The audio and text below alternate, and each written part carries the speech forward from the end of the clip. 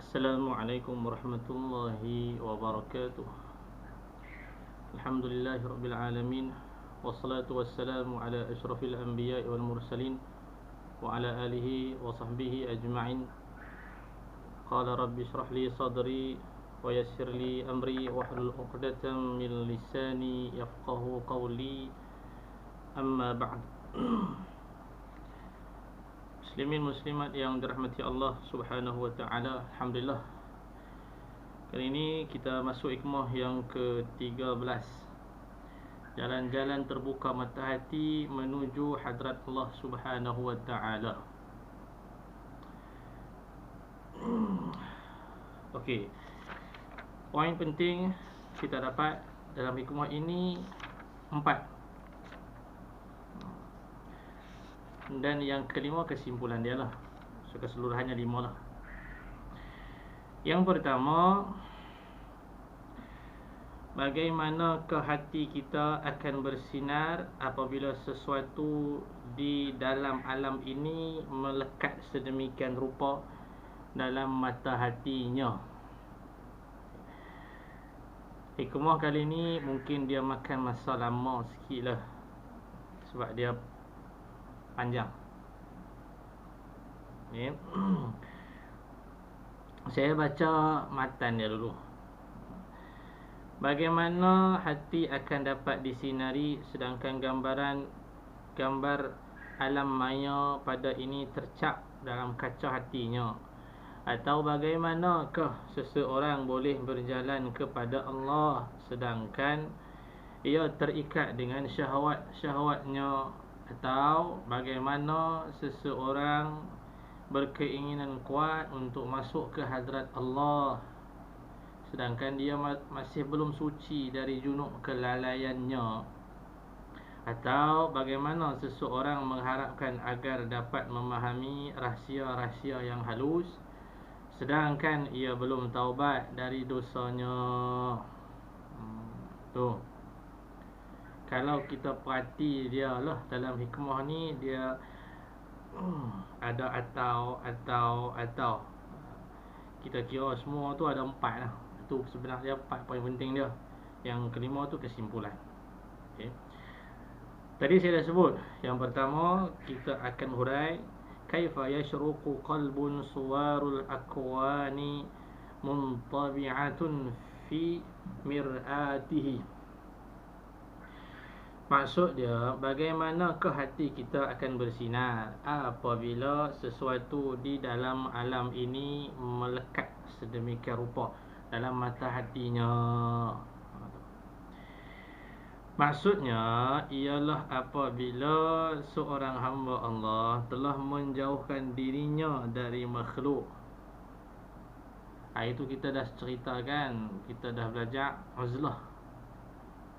Okey, kita dah belajar uzlah, mengasingkan diri. So bila dia dah buat yang tu, dia dah proses, tetapi hatinya masih terikat kepada hartanya.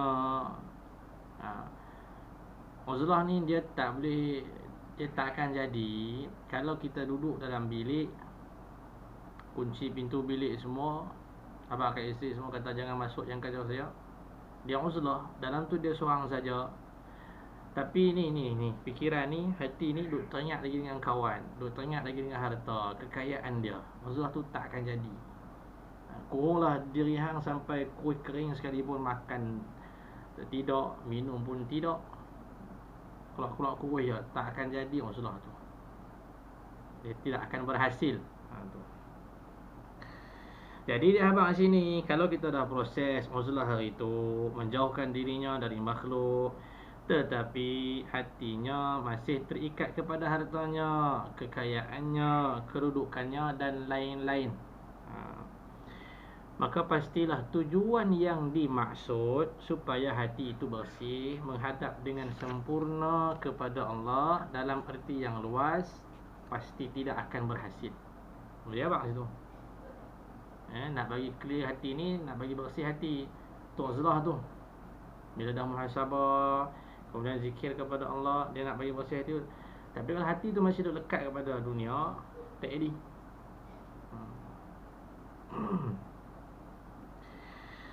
Alam dunia ini dia abang, apabila telah begitu terpaut dalam hati kita, bila dunia ni dah terpaut dalam hati, maka hati kita akan menemui kegelapan sehingga menimbulkan kesulitan. Hati tu dia mula gelap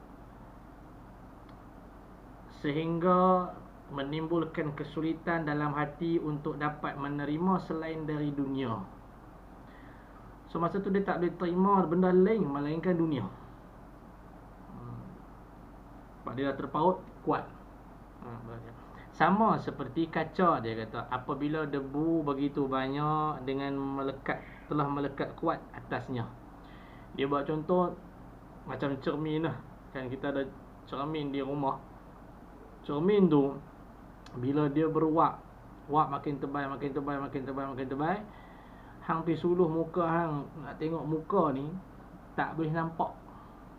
Melainkan hang kena bagi dia bersih, bagi lap dulu lah, lap dulu awak tu sikit baru boleh nampak muka. Macam itulah hati. Demikianlah hati manusia apabila telah begitu kuat terpaut pada dunia yang fana ini, akan sulitlah hati kita mengarah kepada tujuan menghadap Allah. Susah seperti yang dimaksud dengan pengertian ihsan dalam hadis Rasulullah sallallahu alaihi wasallam. Biasa kita dengar kan, anta'budallaha ka'annaka tarahu fa in lam takun tarahu fa innahu yarak. Artinya bahawa anda sembah Allah seolah-olah anda melihatnya. Maka jika anda belum dapat melihatnya, sesungguhnya Allah melihat anda. Tu nak capai pengertian ihsan lah tu.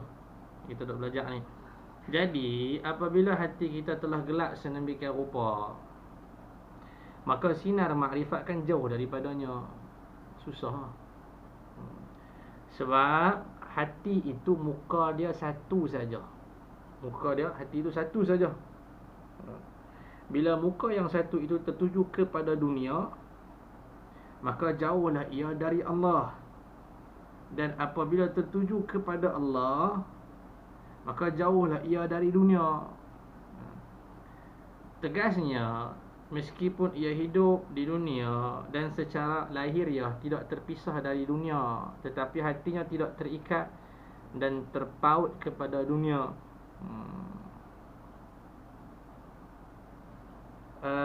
Jasad dia tu bermuamalat dengan orang,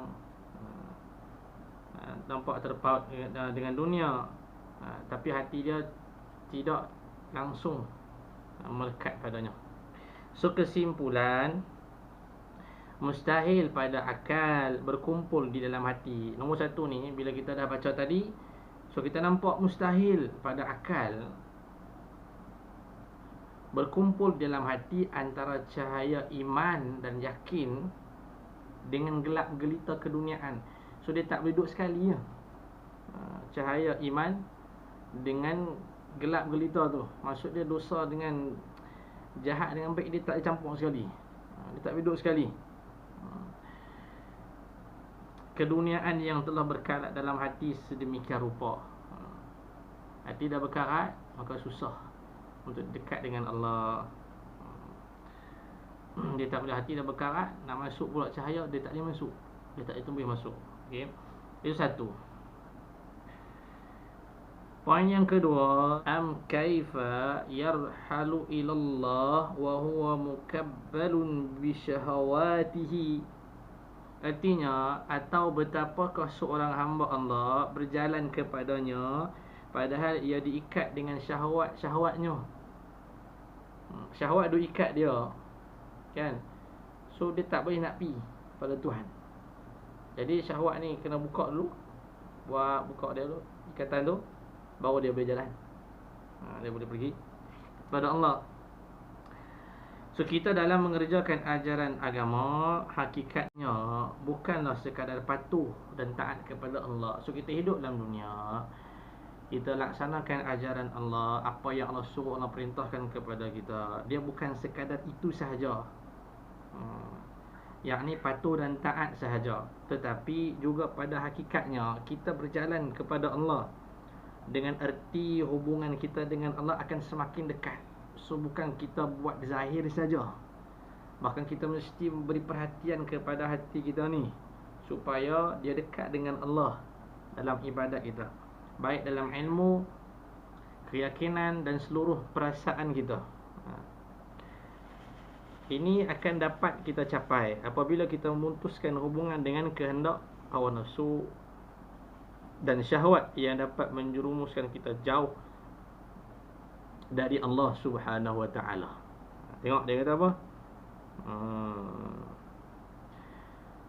Bila kita dah buat syariat semua, semayang, jaga, apa yang Tuhan larang ni kita tak buat, mujahadah, buang sifat-sifat yang buruk tu.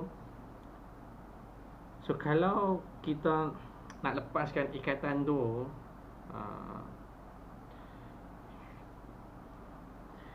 kita mestilah menjauhkan diri, mendidik, melatih ataupun memutuskan hubungan dengan kehendak hawa nafsu, yang mana dia menjerumuskan kita jauh dari Allah. Dia punya pasal kita akan jauh daripada Allah, baru dia boleh capai. Tapi apabila kita berada dalam tawanan hawa nafsu dan syahwat, maka sulitlah bagi kita mencapai maksud tadi. Selagi mana hang makan pun kita sebut itu kan, hang makan pun tak boleh nak jaga, main bantai 10 pinggan, 20 pinggan, 24 jam hang makan. Ini memang susah. Dia kata meskipun kita sanggup berjalan, walaupun kita duk buat juga ibadat tu, tapi perjalanan kita lambat sekali. Dan akhirnya kita tertinggal berciciran. Nampak kan, last sekali tinggal. Meskipun kita sanggup berjalan cepat, tetapi dalam perjalanan kita sering ditahan oleh perompak-perompak dan musuh dalam perjalanan itu. Dalam perjalanan sering digoda itu, ini. Pasal apa? Dia tidak mendidik nafsu dan syahwat dia. Setiap kali dia waktu pagi berkumpul dalam hati kita, buka celik saja mata, dalam hati ni dia dah niat keinginan yang kuat untuk berjalan kepada Allah. Dia dah pasang niat, hari ni ingat aku nak latih diri aku untuk dekat dengan Allah, untuk buat benda baik. Tapi pada waktu petangnya, tentera-tentera syahwat menyerang pertahanannya. Saya pergi tempat kerja, kawan-kawan main pula. Dia kata jom kita pergi makan bagus punya di tempat best punya apa. Dia kata aku baru nak jaga makan ni, baru nak belajar dekat dengan Tuhan, hang pula main. Memang musuh sungguh lah. Sehingga benteng hati yang telah dibangun sedemikian rupa akhirnya porak beranda, habis hancur. Demikianlah gambaran bagaimana sulitnya kita menuju Allah.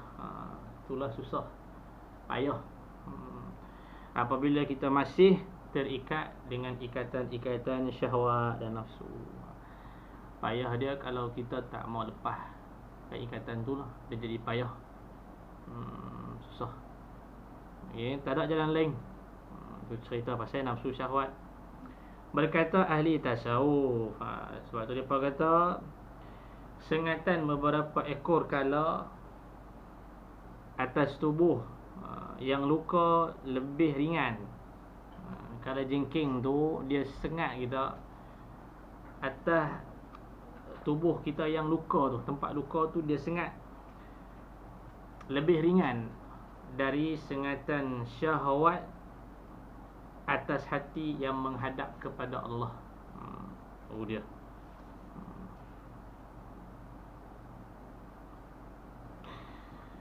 ingatlah bahawa Allah Subhanahu wa taala telah mewahyukan kepada Nabi Daud alaihi salam, hendaklah engkau berikan peringatan kepada kaum engkau, bagi ingat kaum hang tentang bahaya seluruh syahwat.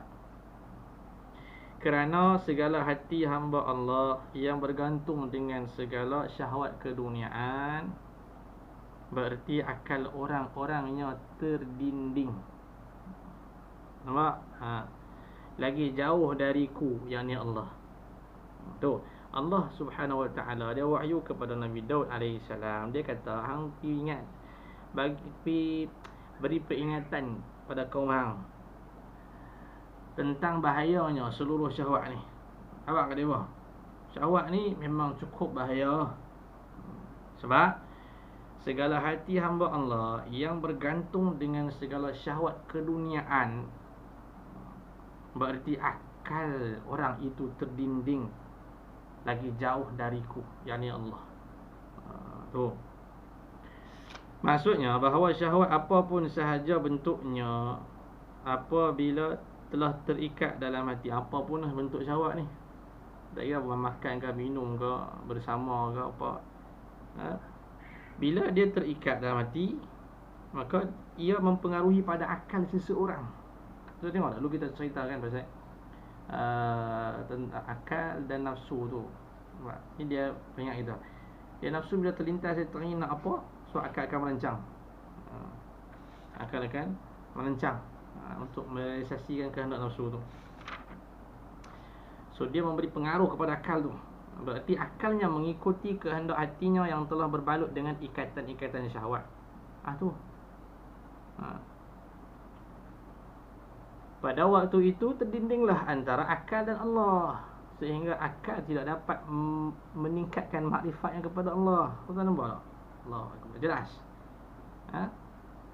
Bila akal tunduk kepada nafsu, dia ikut perintah nafsu, waktu tu dia terdinding antara akal dengan dan Allah, sehingga dia tak dapat meningkatkan makrifatnya kepada Allah Subhanahu Wa Taala. Sebab tu kita sebut dulu, akal majoriti kebanyakannya dia tak boleh jadi penasihat kepada nafsu. Dia tak boleh jadi penasihat kepada nafsu. Biasanya dia akan ikut kehendak nafsu tu. Okey. So itu yang kedua. Panjanglah sikit hikmah kali ni.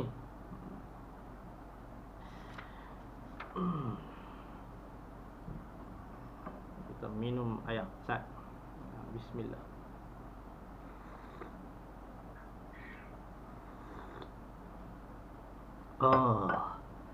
Senang Zat. Tu nafsu lah tu. Kan. Yang ketiga. Okey, yang ketiga. Am kaifa yatma'u an yadkhula hadrat Allah wa huwa lam yatatahhar min janabati ghafalatihi. Artinya, atau betapakah seseorang hamba Allah dapat masuk dalam daerah khusus Allah padahal ia belum suci dari junub kelalaiannya. Ini kita jumpa daerah khusus dan juga junub kelalaian. Apa dia tu? Tengok huraian dia. Maksudnya, bila seorang hamba dia telah bersusah payah mengharungi perjalanan yang mempunyai banyak cubaan-cubaan menuju Allah, dalam dia istiqamah, dia mujahadah tu, banyak cubaan yang dia lalu, dan berkat ketabahannya akhirnya dia akan sampai pada satu perbatasan antara daerah kebanyakan manusia dengan daerah khusus hamba-hamba Allah yang baik. Dia akan sampai di perbatasan tu.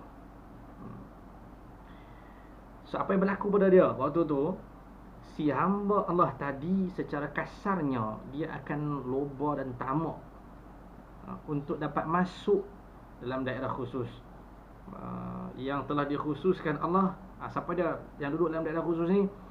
Para rasul, nabi-nabinya dan para awliya'nya. Tu dia sampai di perbatasan tu, dia tak sabar nak masuk daerah khusus tu. Dia loba dan tamak. Tapi waktu tu hati dia masih belum bersih lagi dari bermacam-macam kelalaian. So nak masuk daerah tu masih ada kelalaian. Tentu saja tidak mungkin baginya masuk ke daerah tersebut. Contoh, buat orang yang masih dalam keadaan junub, yakni belum menunaikan mandi wajib.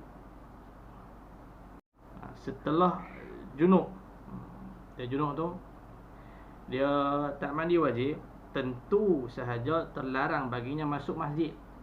So dia tak boleh buat apa? Masuk masjid tak boleh, nak semayang tak boleh. Apalagi mengerjakan ibadah yang memerlukan kepada kesucian jasmani. Bila ibadah lahir memerlukan kesucian jasmani, maka demikianlah pula ibadah ma'nawiyah, yakni hubungan makrifat antara manusia dengan Allah. Junub lahiriah memerlukan kepada kesucian ma'nawiyah, yakni batiniyah. Maksud dia junub ma'nawiyah di sini ialah kelalaian hati, sehingga dalam banyak hal kita lupa kepada Allah Subhanahu wa taala. Nampak? Tu. Yang dimaksudkan dengan junub ma'nawiyah ialah junub kelalaian. Makna kata hang tak boleh masuk dalam daerah khusus sebab hang masih lagi tidak boleh mengingati Allah dengan sepenuhnya. Dia kata iaitu mengingati Allah dengan berzikir lidah dan hati, dan seluruh perasaan sekalian anggota, atau dengan hati sahaja kepada Allah Subhanahu wa taala. Dan bukan dengan zikir saja, bahkan kita juga perlu memikirkan ketika itu bagaimana supaya diri kita ini tidak terjerumus dalam jurang-jurang kelalaian. Tu kena perhati yang tu.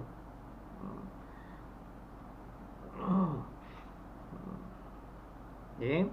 Itu yang ketiga. Boleh faham lah. Saya kita ulang. Sekali kesimpulan dia, nanti kita akan sebut sikit. Yang keempat, am kaifa yarju an yafhama daqaiq al-asrari wa huwa lam yatub min hafawatihi. Artinya, atau betapakah seorang berharap untuk dapat memahami rahsia-rahsia yang halus sedangkan dia belum taubat dari maksiat-maksiatnya yang dikerjakan tanpa sengaja. Yang keempat ni, dia kata kalau seseorang itu dia berharap supaya Allah berikan ke atasnya rahsia-rahsia yang halus,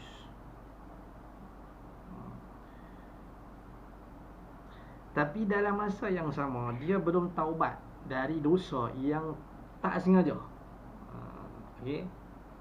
So dia takkan boleh dapat rahsia halus itu. Apabila seorang hamba Allah telah sampai ke daerah khusus tadi kita sebut, maka pada waktu itu dia akan berharap, dia sampai situ, so dia sangat-sangat berharap dapat memahami ilmu-ilmu pengetahuan ketuhanan yang halus, di mana Allah berikan kepada segala hambanya yang arifin, yakni hamba Allah yang telah terbuka dinding dan hijabnya antara mereka dengan Allah. Ini golongan tinggi. So dia harap lah Allah bagi kepada dia ilmu-ilmu tu, macam mana Allah bagi kepada mereka. Harapannya baru sampai apabila dirinya dan hatinya sudah terpelihara daripada dosa-dosa yang diperbuatnya dengan sengaja. Kerana yang kedua ini sudah jelas hukumnya, iaitu kita wajib taubat kepada Allah daripadanya. Okay. Bila dia dah boleh jaga dah, dia tak buat dah dosa-dosa besar ni apa semua, dia cukup-cukup jaga, sengaja nak buat ni memang dia tak lah. Dia mainlah harapan tu, Allah berikan dalam pengetahuan yang halus kepada dia. Jadi harapan yang ini tidak mungkin pada adatnya. Bila kita sering khilaf, yakni dalam mengerjakan dosa-dosa, dia takkan boleh sampai tau. Dia takkan boleh dapat kalau hang masih lagi mengerjakan dosa yang tidak sengaja. Sebab apa? Kerana dosa yang bersifat begini, dosa ni sifat dia mengeruhkan hati. Faham tak? Tak kira lah besar ke kecil ke, kita sebut dosa di sini sifat dia mengeruhkan hati, yang membawa karat. So dia tak akan boleh masuk, dia tak akan dapat memahami rahsia-rahsia yang halus itu jika kita masih lagi lalai, tidak bertaubat. Yang ini maksud dia istighfar kepada Allah Subhanahu Wa Taala dengan sepenuh perasaan, di samping berusaha untuk tidak mengulanginya lagi. Sebagaimana firman Allah dalam Al-Quran, kalla bal rana ala qulubihim ma kanu yaksibun. Artinya, jangan berfikir begitu. Bahkan apa yang telah mereka kerjakan itu menjadi karat bagi hati mereka. Sebab hang buat benda tu lah, maka hati hang tu dia jadi karat sikit-sikit. Kerana inilah maka siapa pun dari hamba Allah yang menginginkan agar Allah memberikan kepadanya ilmu-ilmu yang halus, siapa pun yang mau Allah bagi kepada dia ilmu-ilmu yang halus dalam keagamaan dan ketuhanan, di samping ikhtiar pada menuntutnya, bukan harap jatuh macam tu saja nak. Dia kata di sini, di samping hang menuntut dia, pi cari ilmu tu, juga wajib takwa kepada Allah hingga sampai tidak mengerjakan dosa tanpa disengaja. Firman Allah dalam Al-Quran, wattaqullah wa yu'allimukumullah, dan bertakwalah kepada Allah, maka Allah akan memberikan ilmu pengetahuan kepada kamu, yakni dia akan mengajar kamu.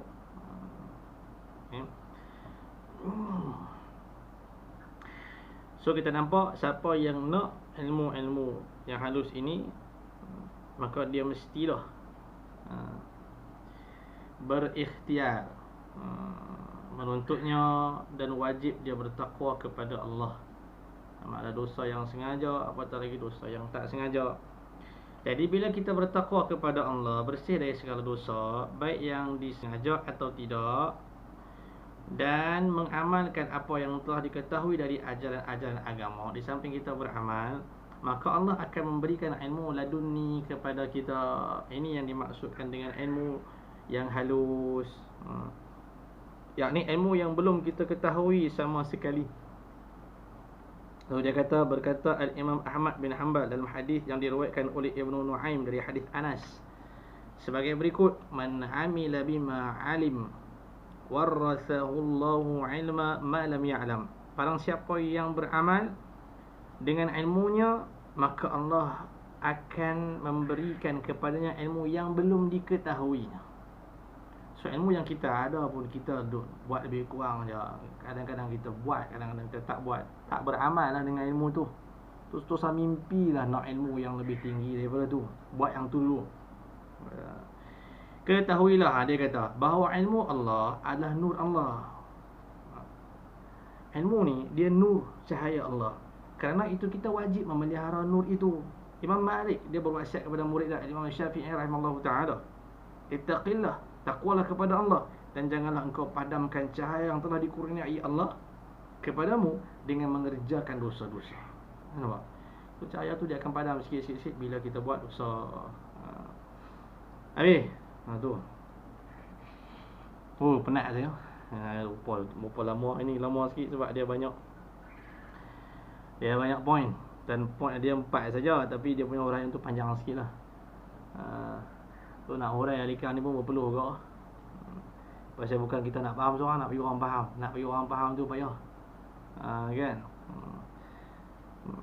Ada yang senang faham lah. Tu saya selalu duduk sebut tu. InsyaAllah Allah bagi faham, pasang niat yang ikhlas kerana Allah. Habis, kesimpulan dia. Kita sebut kesimpulan. Yang pertama, agar hati kita terang dan bersinar, kerana itu maka hendaklah kita jauhkan segala sesuatu dalam alam dunia ini yang telah begitu melekat pada hati kita, yang mana dia menjauhkan kita dari jalan Allah Subhanahu Wa Taala. Kalau hendak hati yang terang, bersinar, maka jauhlah segala sesuatu dalam alam dunia ni. Dia dah melekat dalam hati tu. So cuba hang belajar menyingkirkan dia sikit. Satu. Yang kedua, berjalan ke hadarat Allah. So kalau hang nak pergi kepada Allah, jauhkan segala syahwat yang menawan hati nurani kita. Buka ikatan syahwat tu. Yang ketiga, untuk kita dapat masuk ke hadrat Allah, jangan kita biarkan diri kita berlumpur dengan kelalaian-kelalaian. Pastikan dia yang tu sentiasa mengingati Allah. Yang keempat, dapat melihat bahkan memahami ilmu ketuhanan. Kalau hendak ilmu-ilmu yang halus yang Allah berikan kepada hamba-hambanya yang khusus dekat dengan dia, marilah kerana itu maka kita harus bertaubat dari segala dosa yang dikerjakan tanpa disengaja. Selesai. Okey, so saya ulang balik. Hikmah yang ke-13 ni kita dapat 4 poin penting. So satu kesimpulan yang kita sebut tadi. Yang pertama, buanglah hati yang dunia yang begitu melekat pada kita. Yang pertama, dunia itu melekat kuat, so kita kena usaha buang. Yang kedua, buka ikatan syahwat yang telah terikat, terpaut dalam hati kita. Yang ketiga, pastikan diri kita sentiasa tidak terjerumus ke dalam kelalaian-kelalaian yang menyebabkan kita jauh daripada Allah. Dan yang keempat, bertaubatlah kita, usaha dengan sebaik mungkin dosa yang sengaja kita jauh, dan dosa yang tak disengaja tu kita isi dia, padam dia dengan istighfar kepada Allah Subhanahu Wa Taala, baca Quran dan sebagainya. Okey. Dan kita nak ilmu laduni itu, salah satu syaratnya, prasyarat bagi ilmu laduni itu dia kena belajar penuntut ilmu-ilmu keagamaan, ilmu syariat, tauhid, beramal, mujahadah, prasyarat dia. Dan selain daripada itu, wajib takwa kepada Allah Subhanahu Wa Taala sehingga tidak mengerjakan dosa-dosa yang tidak disengaja. Mudah-mudahan segala maksud kita sebagai yang telah dijalani oleh hamba-hamba yang saleh, insya-Allah diperkenankan oleh Allah yang Maha Pengasih lagi Maha Penyayang. Yang seterusnya 14 nanti kita akan baca pada kuliah yang akan datang, iaitu Allah, alam dan manusia. Semoga Allah mengampuni segala dosa kita sebab daripada kita mempelajari ilmu-ilmu untuk mendekatkan diri kepadanya. Saya akhirnya mengucapkan aqulu qawli hadza wa astaghfirullahal azim li wa lakum. Wassalamualaikum warahmatullahi wabarakatuh.